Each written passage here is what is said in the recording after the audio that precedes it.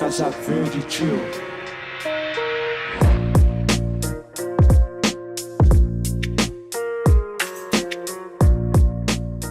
What's up, guys, and welcome back to another episode of Reinventing the Meal. Today, we are making some breakfast nachos. I personally think any time is a good time for nachos, whether it's in the morning or at lunch or you're drunk at a bar at night somewhere. Like, nachos, always the move. There's no argument there. To make these breakfast nachos, you are going to need your tortilla chips, eggs, some breakfast sausage, whether you want it to be mild or hot. If you can find chorizo, honestly, use that. But my Publix never has chorizo anymore. It's kind of annoying. Following that, you will need some cheddar cheese, or if you want like some other cheese, that's fine. I ain't judging you. Just any sort of shredded cheese or meltable cheese. I'm adding some pickled red onions, some avocado, some salsa, and some fresh cut cilantro. So to start off, you are going to just start cooking some of your ground breakfast sausage, and you're gonna wait until you get some nice coloring on that. And once it is cooked just about all the way through, you're going to add in some of your eggs. And if you're making a big thick tray of nachos like I am in this video, I used almost the whole tube of breakfast sausage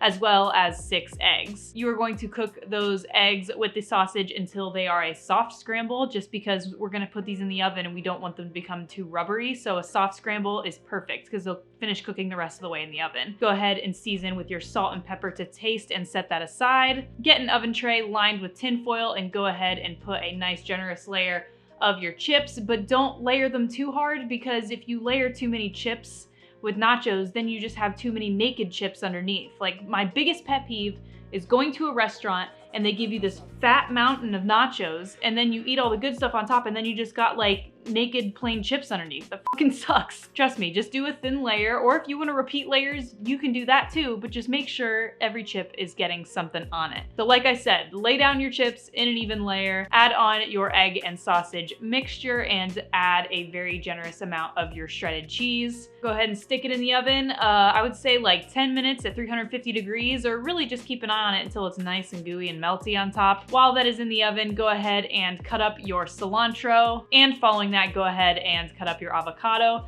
You can either cut your avocado into those like nice slices, but what I like to do is I'll cut it in half and then I'll just like mush it in the avocado skin. So it's like a very plain guacamole. Then once your nachos are done baking in the oven, you can go ahead and take those out and begin topping them with the rest of your, toppings. Load up on some of your salsa, and following that, add some of your pickled red onions if you have them. After that, add your avocado, or in my case, your wannabe guacamole, and then top it with some beautiful garnish of cilantro. These are perfect to share with your friends if you're having brunch at your house, or if you're just really fucking hungover and you just need something to like power you through the day. These are great. I went ahead and already ate these off camera because there is nothing worse in the world than A, cold eggs. Cold eggs are fucking terrible. And B, soggy nachos. Ain't nobody want soggy nachos. This setup here takes me about like 15-20 minutes to set up and then film, and by then my eggs will be cold and my nachos will be soggy. But I can tell you that they were cheesy, they were delicious. It tasted like you were eating like a breakfast burrito, but with like crunchy texture instead, obviously, because we use tortilla chips. I love adding pickled red onions to almost anything because they add such a nice little vinegary bite that goes through the rest of everything. It's awesome. Of course, you got that creaminess from the avocado just to bring it all together.